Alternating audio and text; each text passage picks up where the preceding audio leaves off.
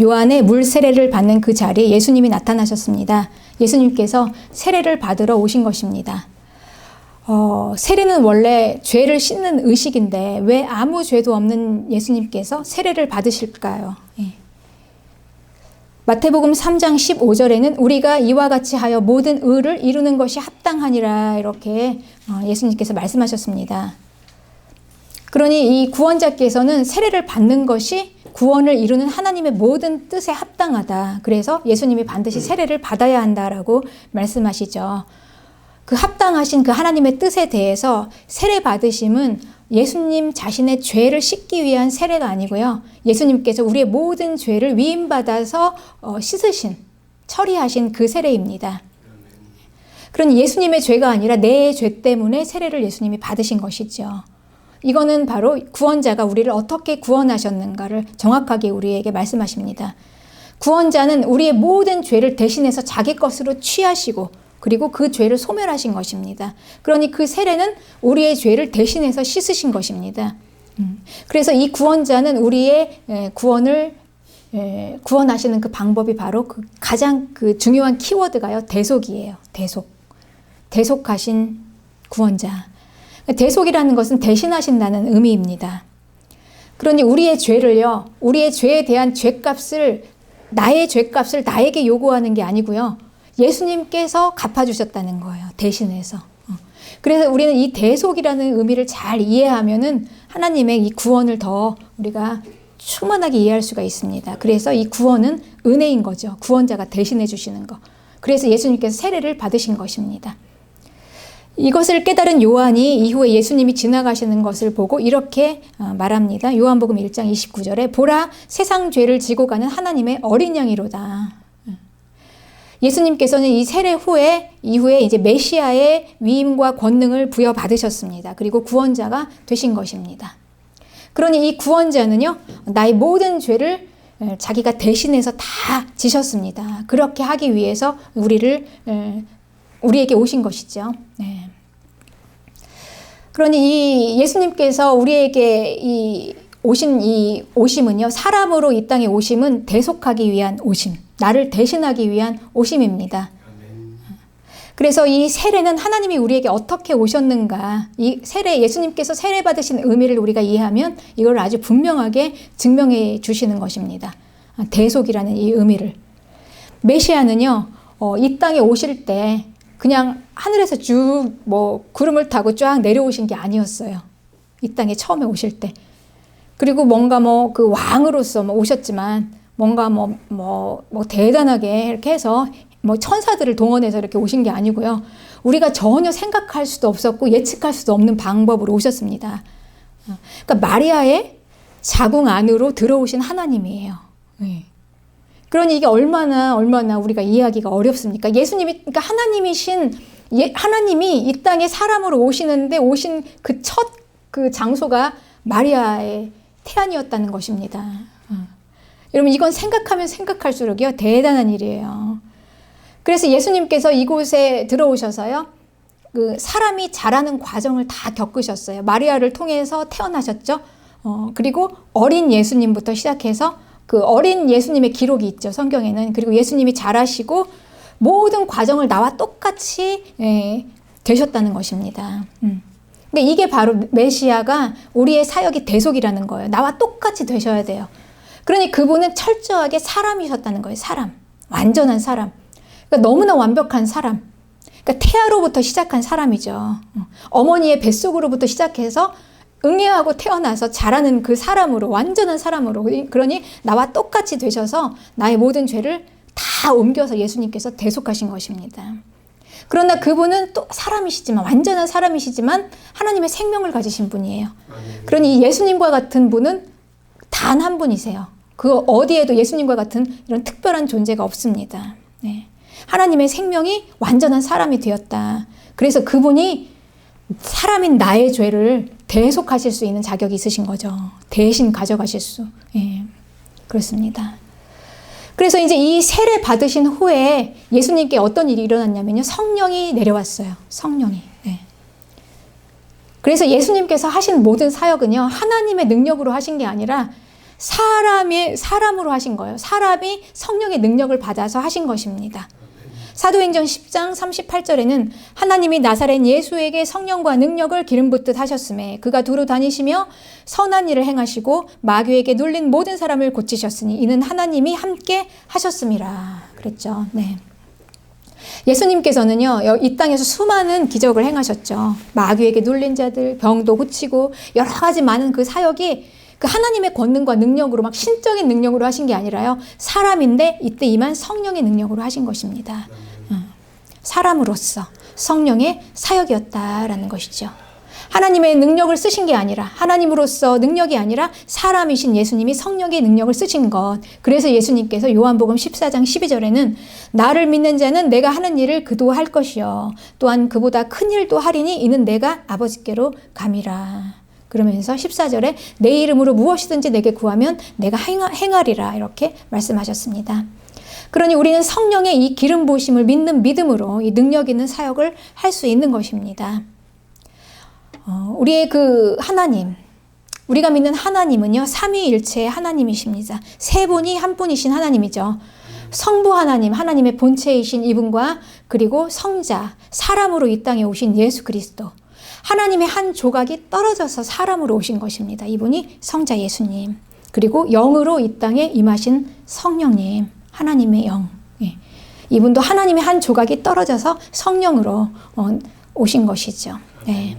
그런데 이 성령이요, 이 성령이 성자 예수 그리스도에게 임했다는 것입니다. 그러니 하나님이 하나님에게 임한 게 아니라 이 임함은 성령이신 성령 하나님께서 사람이신 예수 그리스도에게 임하신 것입니다. 네. 사람으로 오신 예수 그리스도. 그래서 예수님께서는 성령의 능력으로 사역을 하신 것입니다. 그러니 이 성령님이 예수님께 임하셨다는 것은 예수님이 얼마나 사람이셨는가를 증명하시는 것입니다. 네. 그러니 이 예수님은요, 하나님이신 이분이 완전한 사람으로 이 땅에서 사신 것이죠. 여러분 이 의미가 이해 가십니까? 네. 그리고 이 의미가 우리의 구원에 아주 대단한 중요한 의미입니다.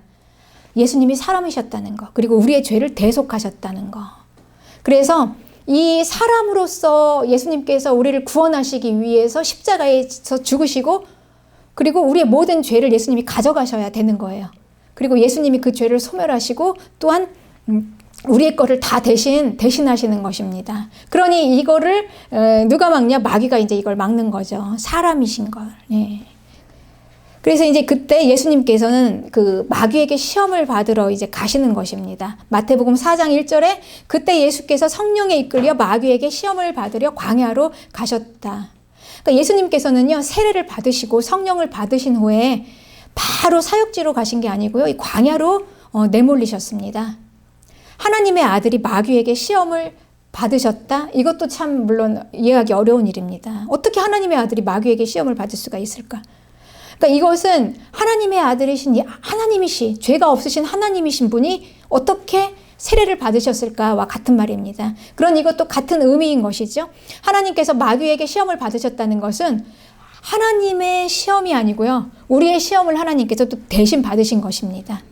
사람의 시험을 그러니까 예수님의 사역은 대속이니까, 우리를 대신한 대속이기 때문에 나와 똑같이 되시는 것을 하나도 빼지 않으셨다는 것입니다. 그러니 이 광야에서 예수님께서 마귀의 시험을 당하신 것은 바로 나의 시험을, 우리의 모든 성도들의 당할 시험을 예수님께서 미리 앞으로 당할 시험을 대신 당하신 것이죠. 그래서 야고보서 1장 13절에는 사람이 시험을 받을 때 내가 하나님께 시험을 받는다 하지 말지니 하나님은 악에게 시험을 받지도 아니하시고 친히 아무도 시험하지 아니하시느니라. 네. 그러니 이 하나님이 사람으로 오신 것이지 100% 사람은 아니에요. 네. 그러니까 하나님은 아주 특별한 존재죠. 완전한 사람이신 것이지 그 안에는 하나님의 생명이 있으신 하나님이신 것입니다. 네. 그러니 하나님은 죄가 없으신 거예요. 원죄가 없으세요. 그러니 시험 받을 필요가 없잖아요. 그러니까 이 예수님은 이 시험을 하러 온 자에게 시험을 받지 않으셨어요. 예수님이 시험을 받으신 게 아니라 우리의 모든 사람의 모든 과정을 다 지나신 것입니다.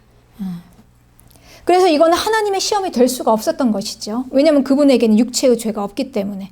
원죄가 없으시잖아요. 죄가 없으신 분이 어떻게 마귀의 시험을 받을 수가 있겠습니까? 그래서 이 마귀는요, 예수님께서 예수님이 시험을 받으신 거는 지금 우리의 죄를 대속하기 위해서 받으신 건데, 그래서 이 마귀는 예수님을 시험을 3번에 걸쳐서 이제 예수님을 시험하시는데, 이 마귀의 시험의 내용을 한번 보겠습니다. 마귀의 시험의 내용을 보면, 마귀가 예수님에게서 지금 무엇을 마귀가 지금 가장 뭘 두려워하는가, 마귀가 취하려고 하는 게 무엇인가를 보면요, 첫 번째 시험은 마태복음 4장 3절에 보면 네가 만일 하나님의 아들이거든 이렇게 얘기해요. 네, 이렇게 시작합니다. 네가 만일 하나님의 아들이거든 이렇게 얘기해요. 정말 네가 하나님의 아들이 맞냐? 하나님의 능력을 쓰라는 거예요. 그래, 하나님의 능력을 써서 명해서 이 돌을 떡덩이가 되게 하라 이렇게 부추기는 것입니다. 그러니 예수님은 이걸 충분히 하실 수가 있는 것입니다. 하나님이시니까요. 왜 이걸 못 하시겠습니까? 네. 그러니 마귀가 얘기하는 거예요. 네가 하나님의 아들이거든. 그런데 이 마귀가 예수님에게 얘기하는 네가 하나님의 아들이거든 하면서 이 하나님의 능력을 쓰라는 것은요, 결국은 예수님께서 사람을 대신한 이 대속의 사역을 무너뜨리려는 마귀의 가장 마귀가 두려워하는, 마귀가 예수님이 사람을 대신하신다, 이 대속의 의미를 완전히 마귀는 이걸 치워버리고 싶은 거예요. 없애버리고 싶은 거죠. 네. 그래서 이 예수님의 육체는 40일 동안 금식을 하셨습니다. 마귀에게 시험 받으러 오기 전에 예수님께 40일 동안 금식을 하시고 광야로 내몰리셨어요. 네. 예수님께서는 40일 동안 금식하시면서 그 사람의 육체가 느끼는 허기를 덮으셨어요. 사람이시니까. 아주 배가 고프셨습니다. 그러니 그 예수님에게 마귀가 얘기하는 거예요. 네가 만일 하나님의 아들이거든 육체의 허기를 채우기 위해서 하나님의 능력을 쓰라라는 거죠. 네. 네. 그러니 이렇게 하면은 구원자의 사역을 이룰 수가 없는 것입니다. 하나님의 능력을 쓰면은. 왜냐하면 예수님께서는 사람이 되어서 사람을 대신하셔야 되는데 하나님의 능력을 쓰면 안 되잖아요. 네. 그러니까 메시아는 사람을 대신하셔야만 하는 것입니다. 네. 그러니 네가 만일 하나님의 아들이거든 그 능력을 보여봐라 하나님의 능력을. 그럼 내가 믿겠다. 이게 이제 끝까지 집요하게 마귀가 예수님에게 요구한 것입니다.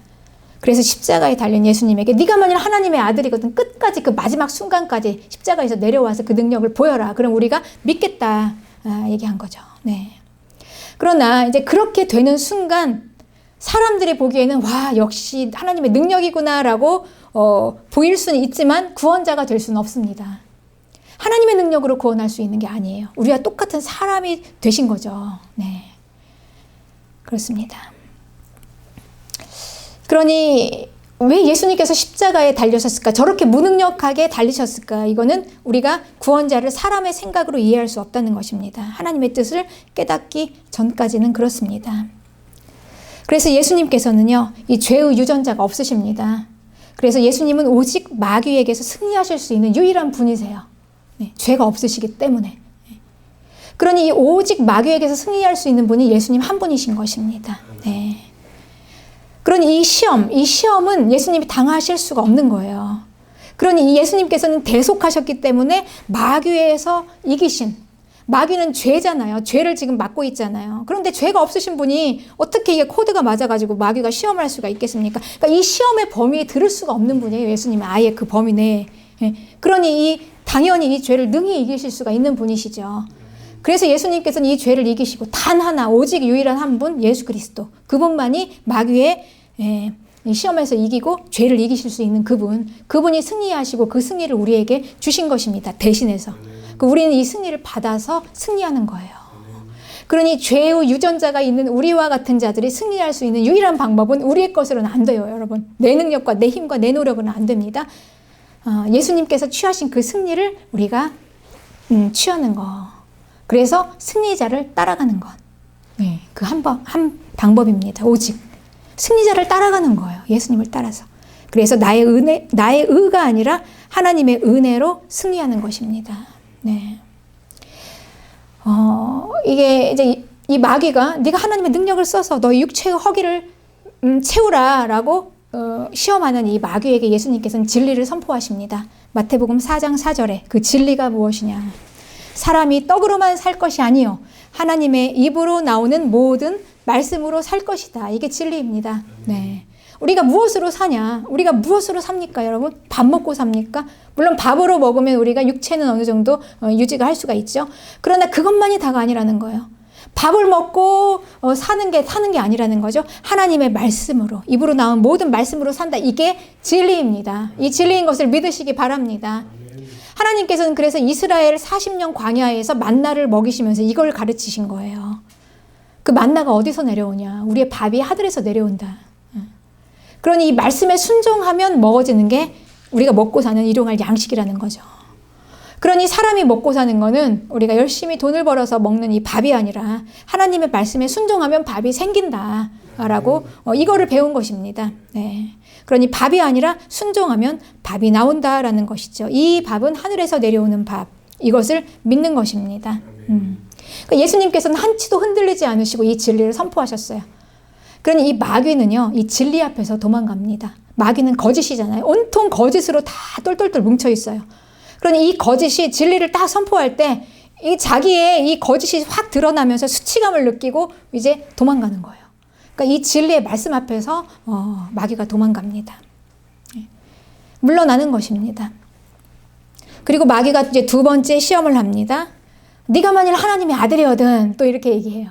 네가 만일 하나님의 아들이거든. 그리고 예수님을 예루살렘 성 꼭대기에 세우고 거기서 뛰어내리라, 이렇게 마귀가 시험합니다. 그러면서 이 진리로 자기에게 수치를 준 예수님에게 이 진리의 말씀을 들이대면서 이 진리의 말씀으로 지지 않고 맞대응하면서 시험하는 거예요. 마태복음 4장 6절에는 그가 너를 위하여 그의 사자들을 명하시리니 그들이 손으로 너를 받들어 발이 돌에 부딪히지 않게 하리로다 하였느니라. 이 구약 성경 시편 91편의 메시아이신 예수님의 예언에 나온 이 내용을 마귀가 쓰는 거예요. 그러니 이 진리는요, 아무리 진리라도 예수님이 선포하시는 진리는 마귀가 떠나가고 생명을 살리는 진리지만 마귀가 쓰는 진리는요, 이렇게 악으로 끌고 가는 진리입니다. 마귀도 진리를 씁니다. 그러나 그 진리는 악으로 끌고 가는 진리죠. 네. 그때 예수님께서 또 진리를 선포하십니다. 진리라는 것은 무엇이냐? 시험하는 게 아니다. 그러니까 진리를 장황하게 막 현란하게 막 늘어서가지고 막 그걸로 현혹시키는 게 아니라는 거예요. 그렇게 시험하는 게 아니라 진리라는 것은 마태복음 4장 7절에 예수께서 이르시되 또 기록되었을 때 주 너의 하나님을 시험하지 말라. 네, 시험하지 말라. 그러니 이 하나님은 우리가 시험하는 대상이 아닙니다. 그냥 순종하는 대상이죠. 진리는 뭘 그냥 우리가 뭐 장황하게 뭐 쪼개고 뭐 난도질을 해가지고 막 그냥 팍 이렇게 펴는 게 아니고요. 그냥 순종하는 겁니다. 그때 하나님께서 한 발자국씩 인도하실 때 그냥 따라가며 순종하는 거예요. 네, 그렇습니다. 그리고 이제 세 번째 마귀가 시험합니다. 이 세 번째 시험은요. 이제 마귀가요. 지금 두 번이나 지금 자기의 거짓이 다 드러나면서 그 진리 앞에서 자기가 수치를 당했지 않습니까? 그러니 이제 마지막 발악을 하면서 마귀는요, 자기가 쓸 수 있는 최고의 자기의 영향력을 발휘해서 이제 그걸로 이제 쓰는 겁니다. 그게 바로 뭐냐면 세상 권세를 마귀가 잡았다는 거예요, 자기가. 에덴 동산에서 아담에게서 이제 속여서 빼앗은 거죠. 이 세상의 부귀영화, 하나님께서 주신 그 왕적인 권세, 이 권세를 지금 마귀가 빼앗았지 않습니까? 사람에게서. 그러니 이 세상의 권세는 누가 잡고 있습니까? 마귀가 지금 이제 잡고 있죠.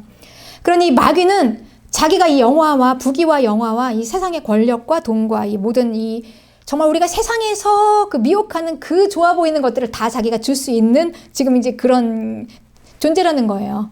그걸 막 부각시키면서 이제 그걸로 마지막 자기가 쓸 수 있는 최고의 것으로 이제 막 최대한으로 그걸로 이제 과시하면서 허세를 부리는 거죠. 마지막으로 예수님께. 그래서 높은 산으로 올라가서 천하만국과 그 영광을 보여줍니다. 이걸 내가 다 가지고 있다. 이걸 내 수하에 다 가지고 있으니 내가 이런 존재야 하면서 이제 막 예수님 앞에서 허세를 부리면서 이 세상의 부귀와 권세와 영광, 그 힘의 유력함, 네. 이런 거를 막 맛보게 하고 거기에 취하게 하고 속이면서 거기에 막 몰입해서 막 빠지게 하는 거예요. 도취되게 하는 거죠. 이게 술 취함이에요, 술 취함. 그러니까 이게 취하는 것입니다. 취함.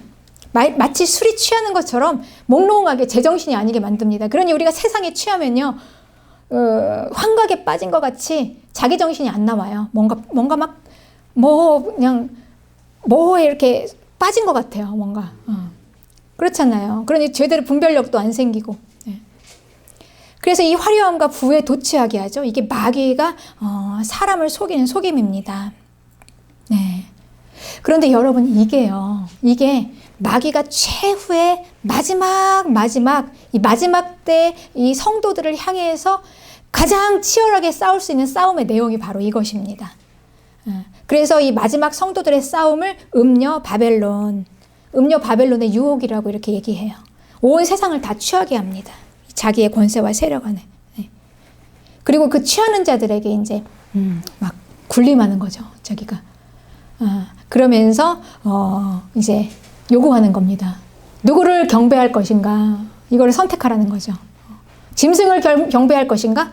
아니면 어린 양을 따를 것인가? 이게 이제 마지막 우리의 싸움인 것입니다. 네. 그래서 마태복음 4장 9절에는 만일 내게 엎드려 경배하면 이 모든 것을 내게 주리라. 그러니 예수님께서는 우리가 마지막 치열하게 싸워야 할 이 싸움을 받으신 것입니다. 이 시험을 받으신 거예요. 네.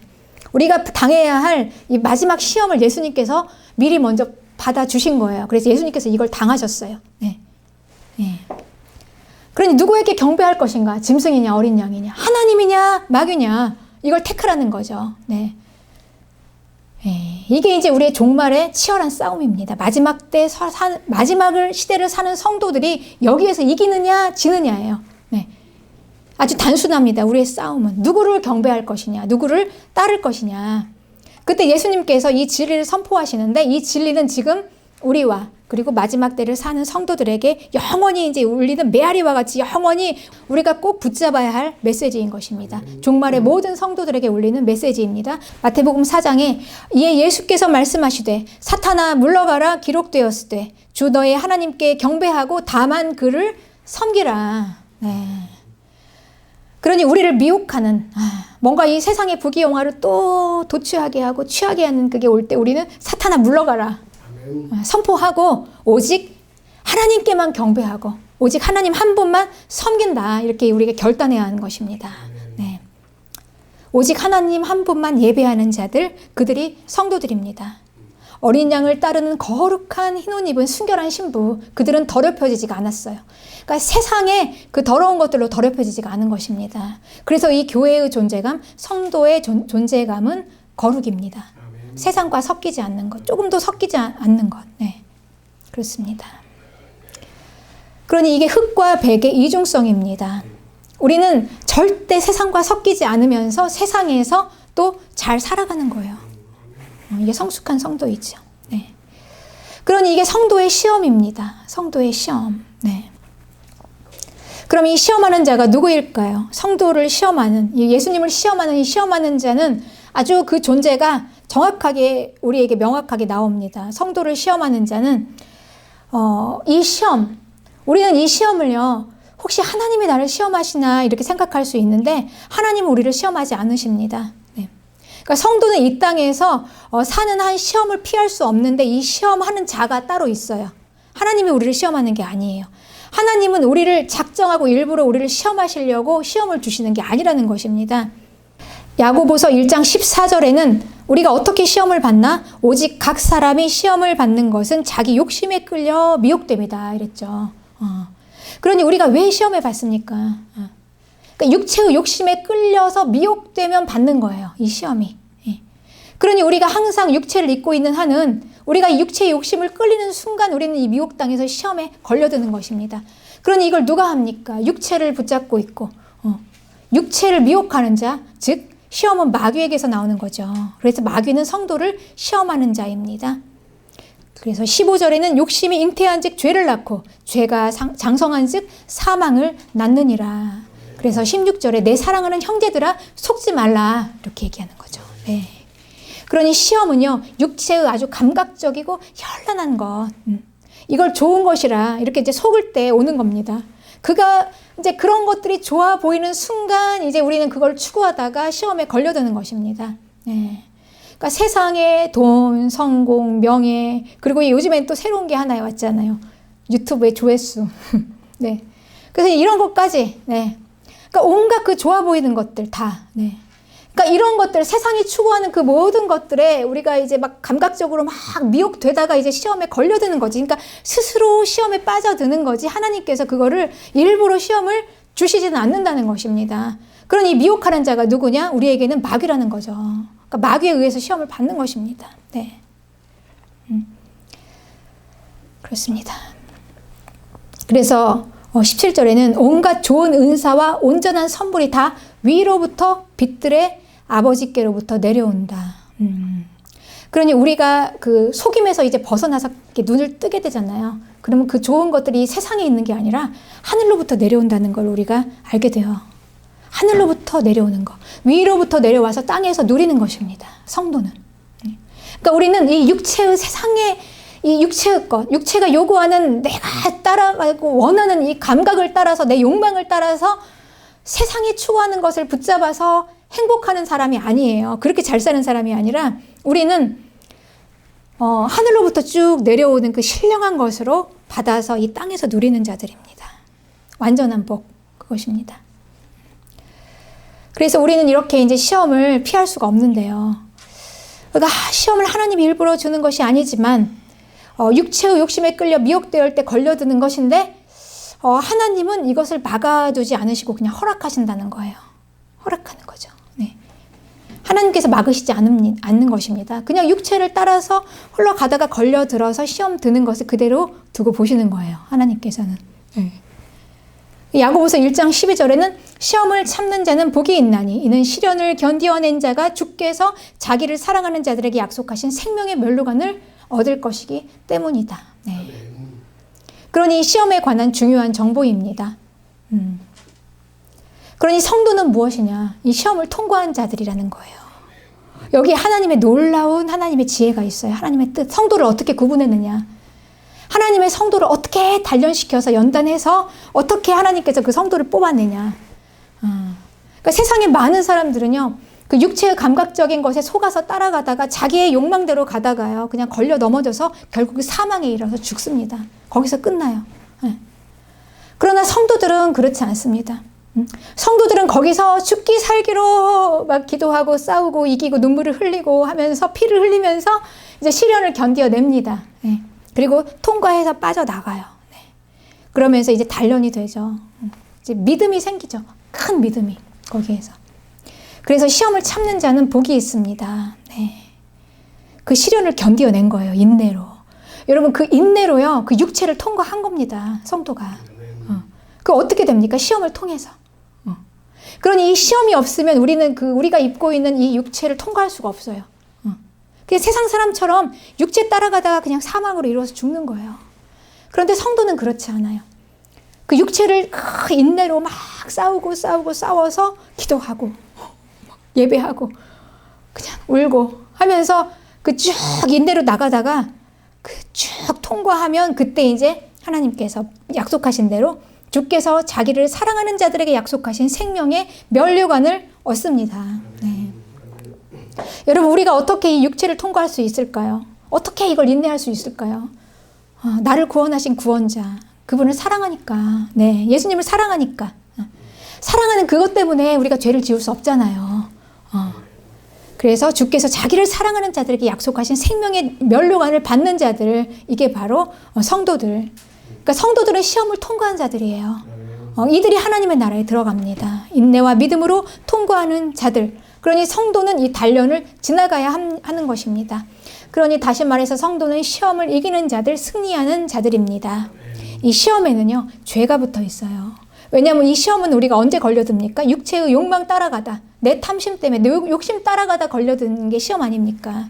그러니 이 시험에는 죄가 붙어 있습니다. 그러니 이 시험을 이기고 승리한 자들은 죄를 이기고 승리한 자들.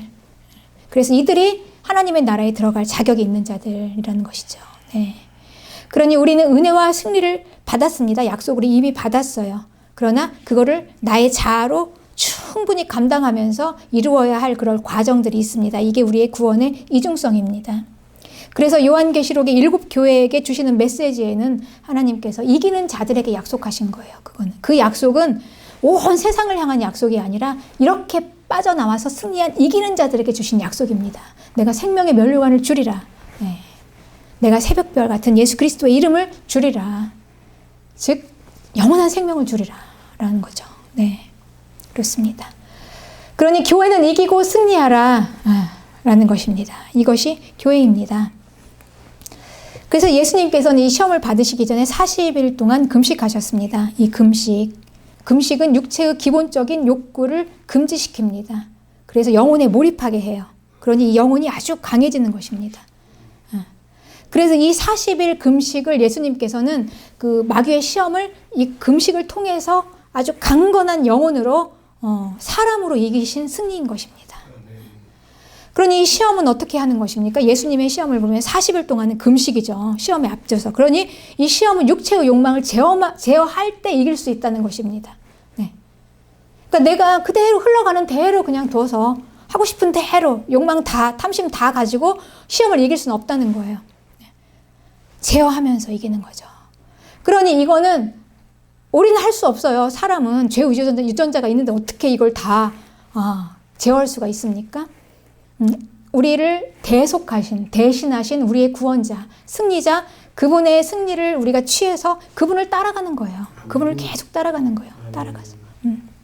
따라가는 것입니다. 네.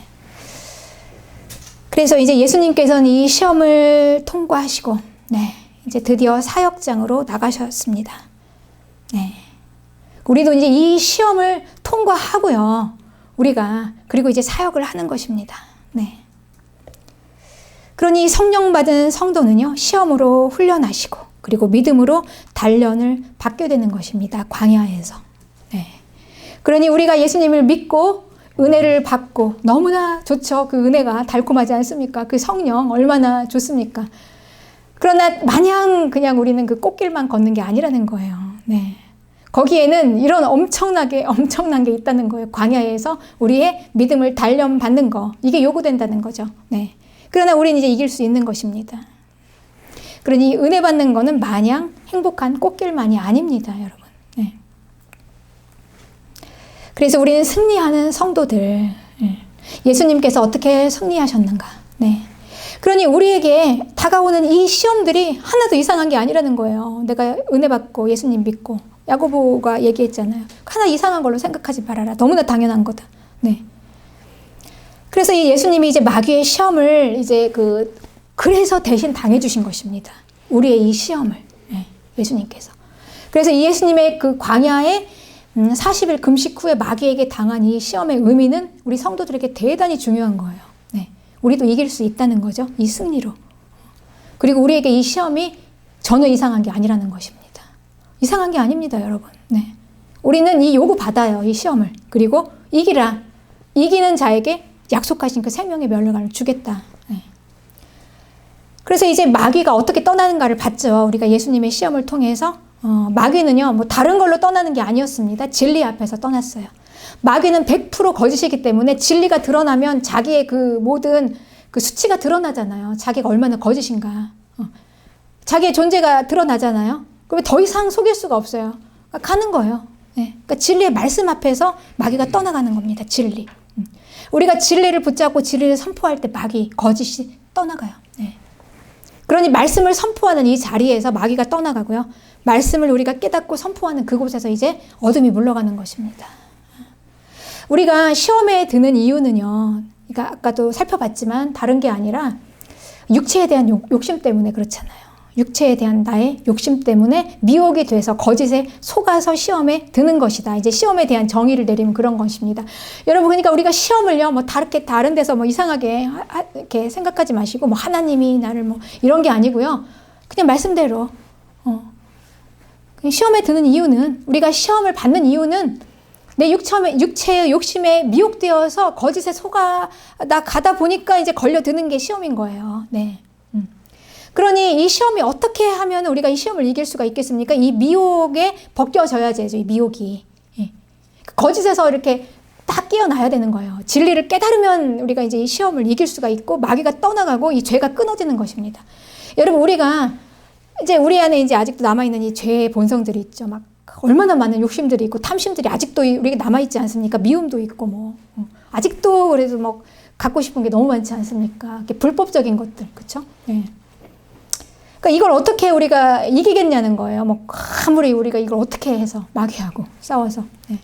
그러니까 이거를 진리를 아는 거예요. 깨닫는 거. 진리를 깨닫는 거. 네. 그래서 내가 추구하는 그 수많은 세상에 내가 갖고 싶어하는 그 불법적인 그 수많은 세상에 그 좋아 보이는 모든 것들이 다 결국은 마귀로부터 온 거고 나의 생명을 살리는 게 아니고 죽이는 거다. 이걸 우리가 깨닫는 거죠. 네. 그러니까 깨달을 때 이길 힘이 생기는 것입니다.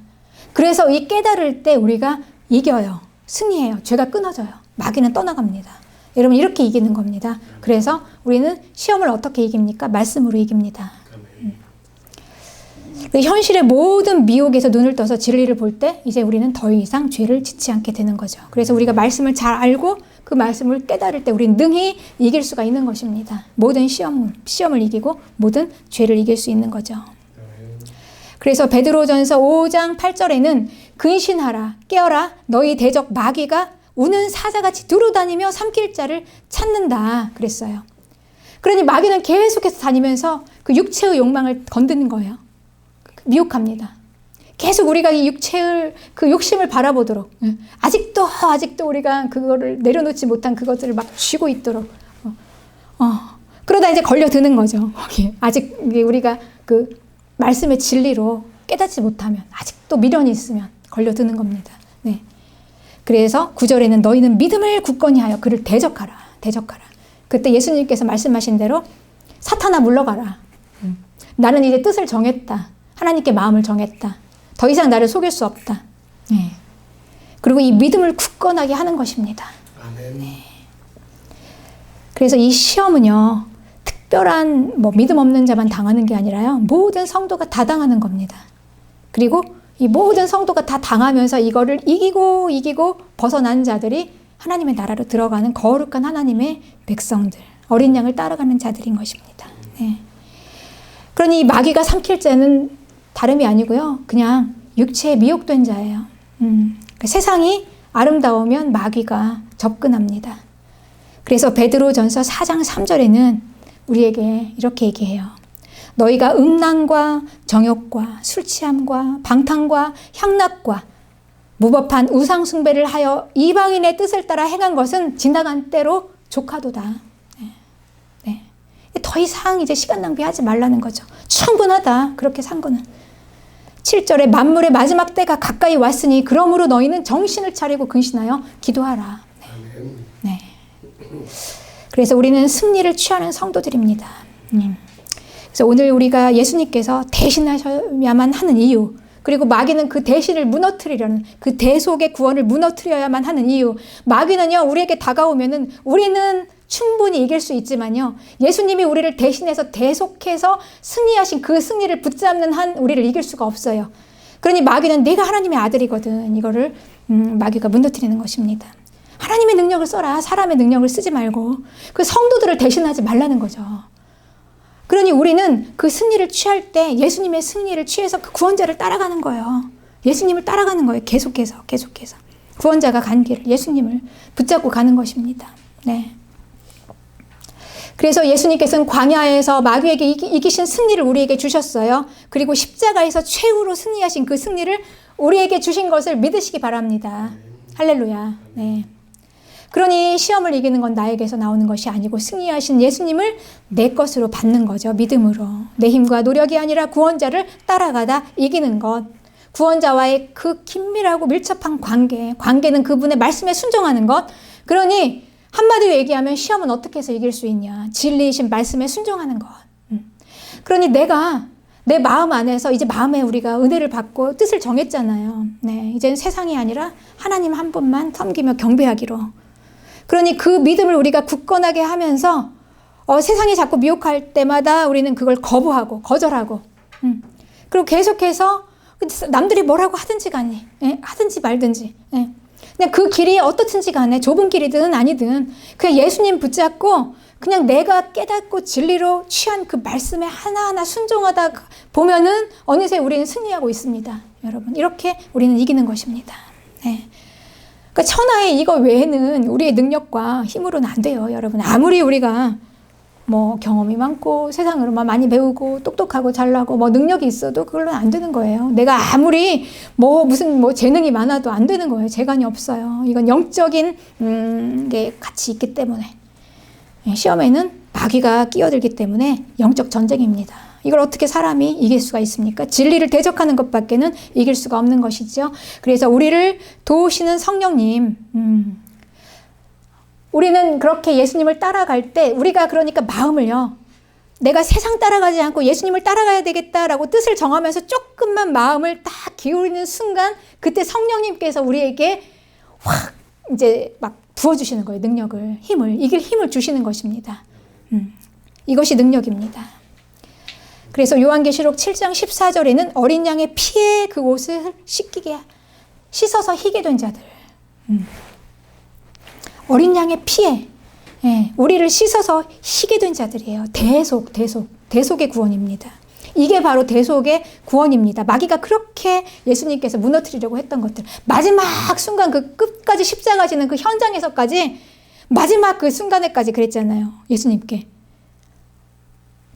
다들 조롱하면서 그 수치를 당할 때, 다들 손가락질하고 그 제자들조차도 의심할 때, 그때 그 밑에서 마귀가 예수님께 도전했습니다. 내가 하나님의 아들이거든. 뛰어내려라. 거기서 내려와라. 그럼 내가 믿겠다. 네.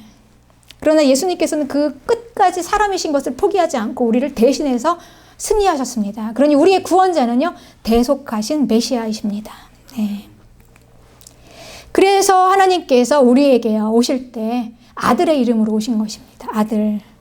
여러분, 하나님께서 하나님의 아들이라는 신분으로 오셨잖아요. 우리가 삼위일체 하나님을 이해할 때 이게 굉장히 혼란스럽잖아요. 참 혼선을 빚습니다. 왜 하나님께서 똑같은 삼위일체 하나님이시라는데 성부 하나님, 하나님의 아들로 오셔가지고 괜히 하나님보다 뭐 하나 조금 열등한 것처럼 우리에게 이해가 돼서 그랬을까? 우리가 이제 좀 이렇게 생각하죠. 저도 이제 참 많이 고민했던 그 부분이었습니다. 왜 아들의 이름으로 오셨을까? 네, 아들. 네. 아들은요, 예수님께서 사람으로 오신 것은 뭐냐면요, 우리를 대신하셔서 첫 열매가 되시겠다는 거예요. 첫 열매. 예. 그러니 이 아들을 잘 이해하면은요, 우리가 구원받았다는 게 얼마나 영화롭고 영광스러운 것인지를 우리가 깨닫게 돼요. 그러니 예수님이 첫 열매, 큰 아들, 그러니까 맏아들이 되어서 우리의 그 예수님처럼, 네, 똑같이 우리의 그 구원 얻은 성도들을 그 반열까지 끌어올리시겠다는 거예요. 대속해서, 대신해서. 그런 구원입니다, 여러분. 그러니까 우리의 구원은요, 우리의 구원자이신 하나님께서 저기 높은 하늘에서 그냥 땅 밑을 바라보면서 이렇게 지시하셔가지고 탁탁탁 출현해서 골라내서 뽑아가는 게 아니에요.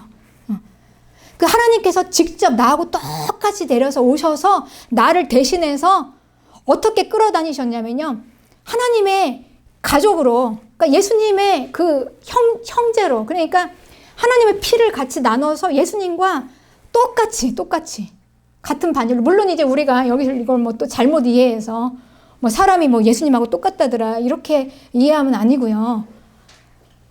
그 맏아들이라는 의미는, 이 대표는요, 이 맏아들은 우리의 구원의 핵심 키워드예요. 예. 우리 대속하신 구원의 핵심 키워드입니다. 맏아들.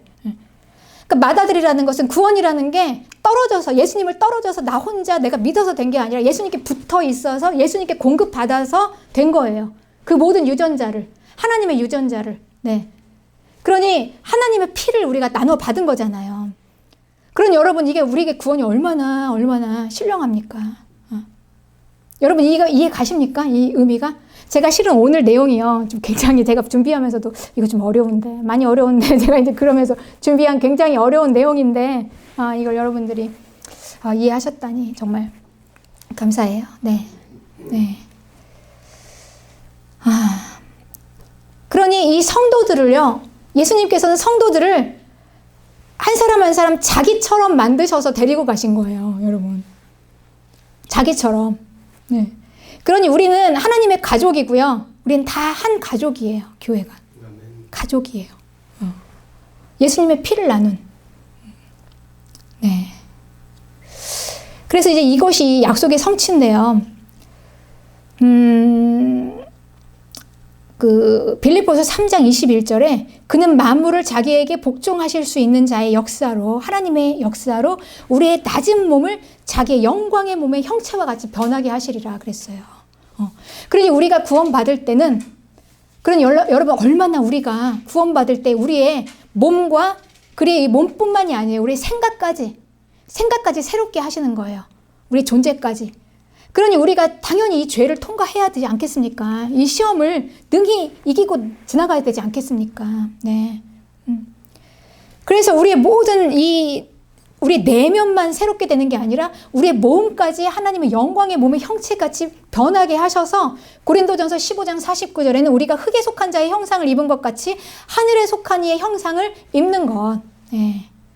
그 몸도 신령해지고 우리의 지식은 새롭게 되고 또 우리는 예수님께 이렇게 접붙여져 가지고 포도나무와 가지처럼 꽉 이 하나인가 둘인가 이게 헷갈릴 정도로 예수님인 것처럼 마치 이렇게 되는 거예요. 여러분 우리의 구원이. 네, 그런 겁니다. 네.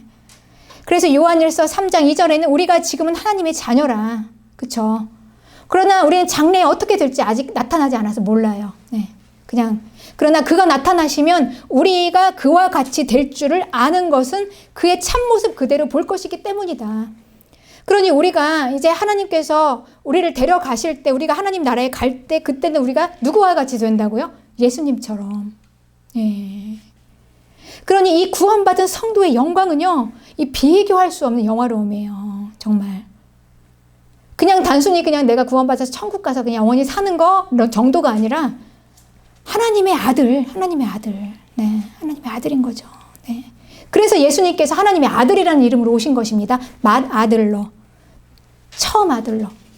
그래서 우리의 모든 걸 다 대신하고 다 예수님을 따라서 예수님의 뒤를 쭉쭉쭉 따라가지고 이제 우리가 하나님의 자녀가 되는 겁니다. 네. 네. 그래서 히브리서 1장 6절에는 그가 맏아들을 이끌어 세상에 다시 들어오게 하실 때 하나님의 모든 천사들은 그에게 경배할지어다. 이것이 우리의 비전입니다, 여러분. 맏아들. 우리의 맏형이라고 그러죠. 맏아들이 우리의 가장 큰 형. 우리 형제 중에 가장 큰 형제인 그분이 우리를 데리러 다시 들어오게 하실 때 온 천사들이 그에게 경배하니, 그러니 그분의 자녀가 된 우리는 얼마나 영화로운 존재가 되겠습니까? 여러분, 이게 구원인 것입니다. 그러니 이 구원을 우리가 어떻게 빼앗길 수가 있겠습니까? 그래서 우리가 이 비전으로 시험을 이기는 거죠. 죄를 이기는 거고. 네, 그렇습니다. 그래서 요한계시록 21장 6절에는 내가 생명수 샘물을 목마른 자에게 값없이 주리니, 7절 이기는 자는 이것을 상속으로 받으리라. 이기는 자가. 네. 나는 그의 하나님이 되고 그는 내 아들이 되리라. 아들입니다. 아들. 네. 여러분, 우리의 구원이 이런 것입니다. 네. 나를 구원하기 위해서 하나님의 아들로 오신 예수 그리스도, 그분을 믿는 믿음으로 우리가 끝까지 승리합시다. 할렐루야.